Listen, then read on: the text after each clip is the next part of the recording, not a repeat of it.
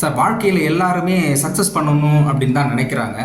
அவங்க சக்ஸஸ் பண்ண முடியாமல் இருக்கிறதுக்கு முக்கியமான காரணம் என்னன்னு கேட்டாக்க, கவனமாக ஒரு செயலில் ஈடுபட முடிவதில்லை.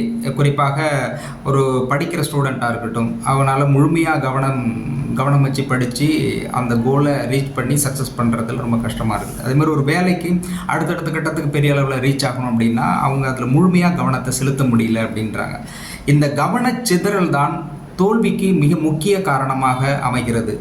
இந்த கவனச்சிதறலை எப்படி தடுப்பது, கவனத்தை ஒருமுகப்படுத்துவது எப்படி அப்படிங்கிறத பற்றி ஒரு விளக்கமான அட்வைஸ் கொடுங்க டாக்டர்.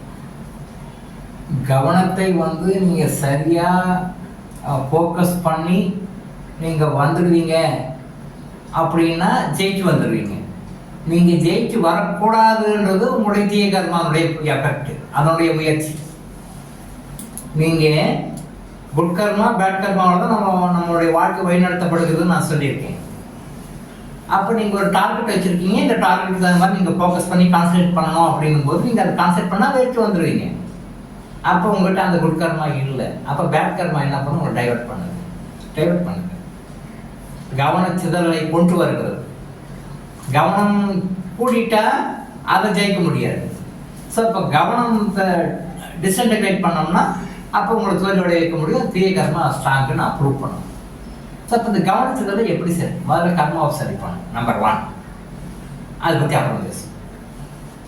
இப்போது கவனச்சிதறலை போக்குவதற்கு சாதாரண உலகியல் ரீதியாக எக்ஸ்டர்னல் ரீசனை பற்றி பேசணும் அப்படின்னு சொன்னால், இன்டர்னல் ரீசன் அது கர்மா. எக்ஸ்டர்னல் ரீசன்னா எப்படி கொண்டு வர்றது, கான்செப்ட் பண்ணுறது அப்படின்னா, ஒரு பேப்பர் எடுத்துக்கிறோம். ஒரு பேப்பரை லென்ஸ் எடுத்துக்கிறோம். லென்ஸை சன்லைட்டில் ஃபோக்கஸ் பண்ணால் பேப்பரை நம்ம எரிய வைக்கிறோம் இல்லையா.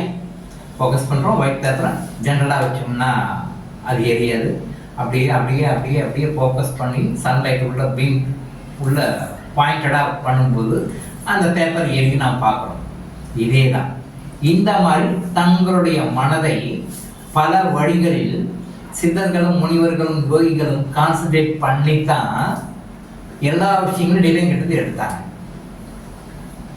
நம்முடைய 4 வேதங்களாகட்டும், மருத்துவ முறைகளாகட்டும், மற்ற எந்த ஆன்மீக விஷயங்களாகட்டும், எல்லாமே நம்முடைய மகான்கள், யோகிகள், முனிவர்கள் எல்லாமே கான்சன்ட்ரேஷன் பண்ணி தியானத்தில் உட்காந்து அங்கேருந்து வாங்கினது தான். யாரும் புதுசாக கிரியேட்டராக எதுவும் பண்ணலை. ஏற்கனவே இருக்கிறத அப்சர்வ் பண்ணி எடுத்தாங்க. பிரபஞ்சத்தில் எல்லாமே இருக்கு. அதில் இல்லாத எதுவுமே கிடையாது. யூனிவர்ஸ் அது எல்லாமே இருக்கு. அது இருக்கிற விஷயத்தை எடுக்கிற டெக்னாலஜி மைண்டு தான். மைண்டு மூலமாக தான் எடுக்க முடியும், கான்சன்ட்ரேஷன் மூலமாக தான் எடுக்க முடியும். இந்த கான்சன்ட்ரேஷன் யாரெல்லாம் பண்ணாங்களோ அவங்க தான் ஜெயிச்சிருக்காங்க. நீங்கள் ஜெயிச்சவங்களுடைய ஹிஸ்ட்ரியெல்லாம் எடுத்து பாருங்கள். யாரெல்லாம் கான்சன்ட்ரேட்டடாக இருந்தாங்களோ அவங்களால தான் ஜெயிக்க முடியுது. அவங்க தான் ஜெயிச்சிருக்காங்க. கான்சன்ட்ரேஷன் பண்ண முடியாமல் தோல்வி அடைவான். அப்போ கான்சன்ட்ரேஷன் பண்ணதும் தோல்வி அடைவான் அப்படின்னு சொன்னால், அப்போ கான்சன்ட்ரேஷன் பண்ணுறதுக்கு என்ன பண்ணணும்? அந்த கான்சன்ட்ரேஷன் பண்ணுவதற்கு வாய்ப்பாக, வசதியாக என்னென்ன விஷயங்கள் இருக்கோ அது நம்ம லைஃப்பில் ஃபாலோ பண்ணணும். அதனால தான் சைவம் சாப்பிடுங்கன்னு சொன்ன காரணம் என்ன அப்படின்னா, சைவ உணவுகள் உங்களுடைய பிரெயினை டியூனப் பண்ணி கான்சன்ட்ரேஷன் பண்ண வைக்கும். அசைவ உணவுகள் டிஸ்இன்டகிரேட் பண்ணி கான்சன்ட்ரேஷன் பண்ண விடாது. இது நீங்க செக் பண்ணி பாருங்க. சைவ உணவுகள் உங்களை கான்சன்ட்ரேஷன் பண்ணி பாயிண்டடா கொண்டு போகும். அசைவ உணவுகள் அதை டிஸ்இன்டகிரேட் பண்ணி கான்சன்ட்ரேஷன் பண்ண விடாது. 1, நிறைய விஷயங்கள், சில விஷயங்கள் சொல்லுவோம். நம்பர் 2, நம்முடைய லைஃப் ஸ்டைல், நம்ம என்ன முறையில் வாழ்கிறோம் அப்படின்றதும் கூட நம்முடைய கவனிச்சதற்கு ஒரு காரணம். நம்முடைய லைஃப் ஸ்டைல், இப்போ சோஷியல் மீடியா இருக்குது, எலக்ட்ரானிக்கெல்லாம் நிறைய கேட்ஜெட்ஸ் இருக்குது. இப்போ இதையெல்லாம் பார்க்கும்போது நம்ம மனசு தோணும், ஆமாம் இது போகலாம், இதுக்கு போகலாம், இது பண்ணலாம் அப்படின்னு சொல்லிட்டு தோணும்.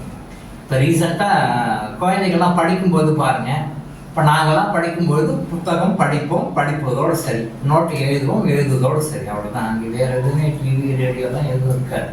ஆனால் இன்றைக்கி நான் பார்த்த வரைக்கும் 90% ஆஃப் த ஸ்டூடெண்ட்ஸு அவங்க படிக்கும் பொழுது ஒரு டிவியை பார்த்துக்கிட்டோ மொபைலை பார்த்துக்கிட்டோ வேறு ஏதாவது ஆக்டிவிட்டிஸை பார்த்துக்கிட்டு தான் பண்ணுறாங்க. சாதாரண லெவல்லேருந்து ஹையர் டிகிரி பிஜி பண்ணுற வரைக்கும் கூட நான் பார்த்துருக்கேன். சாதாரண லெவல் கேஜி லெவலில் இருந்து யூஜி லெவல் பிஜி லெவல் வரைக்கும் படிக்கிறவங்க கூட அவங்க படிக்கும் பொழுது கான்சன்ட்ரேஷன் பண்ணி படிக்காமல் படிப்பு ஒரு பக்கம் இருக்கட்டும், ஒரு பக்கம் மொபைலில் ஏதாவது ஒன்று ஓடிட்டு இருக்கும். இல்லை படிச்சுட்டு இருப்பாங்க, ஒரு டிவி ஓடிக்கிட்டே இருக்கும்.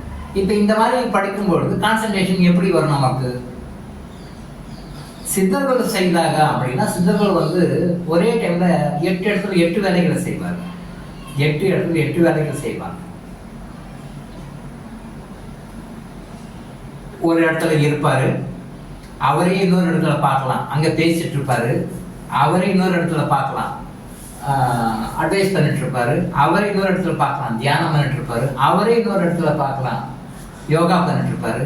அவரே இன்னொரு இடத்துல பார்க்கலாம், வேற ஏதாவது ஒர்க் பண்ணிட்டு இருப்பாரு. இந்த அஷ்டாவதானம் சொல்லுவாங்க.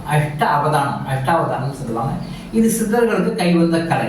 சித்தர்கள் வந்து அந்த பிரெயின் எப்படி டியூன் அப் பண்ணணும்னு தெரியும். அவங்க ஒரே டைம்ல 8 இடத்துல இருப்பாங்க, 8 வேலைகளை செய்வாங்க.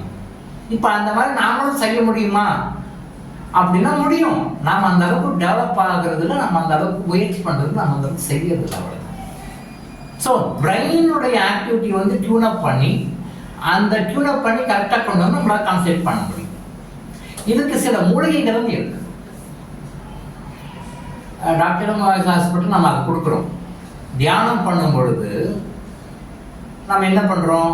கான்சன்ட்ரேஷன் பண்ணணும். கான்சன்ட்ரேட் பண்ணி தியானம் பண்ணணும். அப்போ மனது வந்து ஒருங்கிணைக்கிறது. மனது வந்து ஒருங்கிணைச்சா தான் நம்ம ஹையர் லெவலுக்கு போக முடியும். அப்போது அந்த தியானத்துக்கு உண்டான கான்சன்ட்ரேஷன் வரும்பொழுது தான் அவங்களுக்கு என்ன பண்ணும்?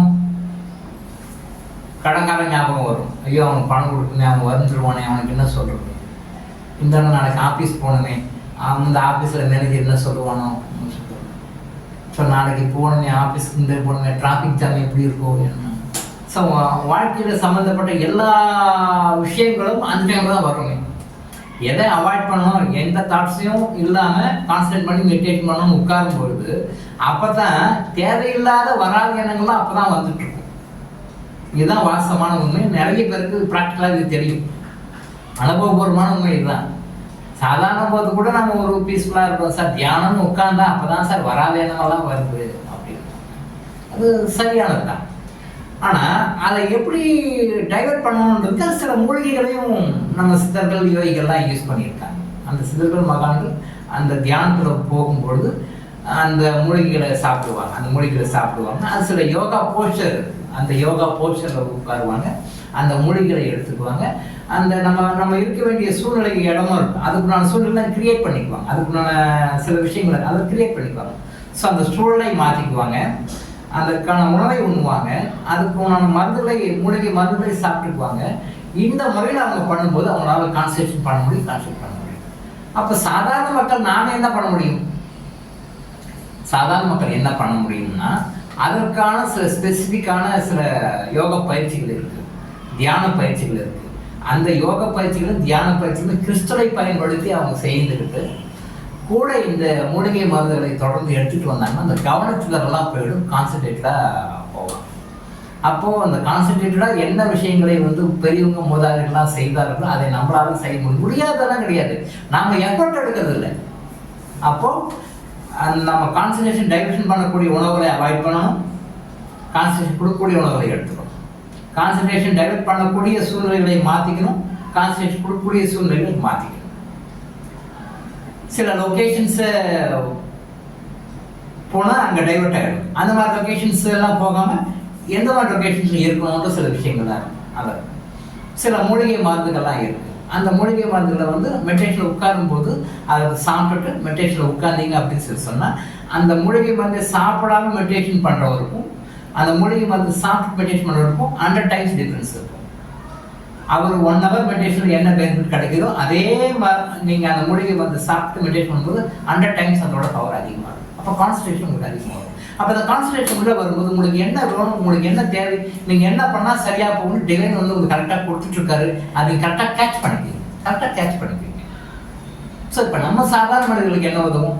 சில வகையான யோக பயிற்சிகள், சில வகையான மூலிகை மருந்துகள், கிறிஸ்டல் இதை மூணையும் யூஸ் பண்ணாங்கன்னா அந்த கவனச்சிதறலாம் போயிட்டு கவனத்தை சரியாக செலுத்துவோம். கவனத்தை எந்த விஷயத்தில் நீங்கள் சரியாக செலுத்துகிறீர்களோ அது உங்களுக்கு தெளிவாக புரிய வைக்கப்பட்டு அதில் நீங்கள் வெற்றி அடைவீர்கள். ஸோ இந்த கவனச்சிதறல் பிரச்சனையை வந்து குணப்படுத்தக்கூடிய ஒன்று தான், சரிப்படுத்தக்கூடிய ஒன்று தான். இன்னைக்கு நம்மளால் சரி பண்ண முடியும். முனிவர்கள் யோகிகள் என்ன பண்ணாலும் அதே மாதிரி நம்மளால் செய்ய முடியும். செய்து வாழ்க்கையிலே நம்ம சந்தோஷத்தையும் நிம்மதியும் அடைந்து ஆனந்தமாக வாழ முடியும். டாக்டர் இளங்கோ ஆயுஷ் ஹாஸ்பிட்டல் வழங்கும் விழிப்புணர்வு இது. தொடர்ந்து இது மாதிரி பல அவேர்னஸ் வீடியோக்களை பார்க்க நம்ம சேனலை சப்ஸ்கிரைப் பண்ணிவிட்டு பெல் பட்டனை ப்ரெஸ் பண்ணுங்கள்.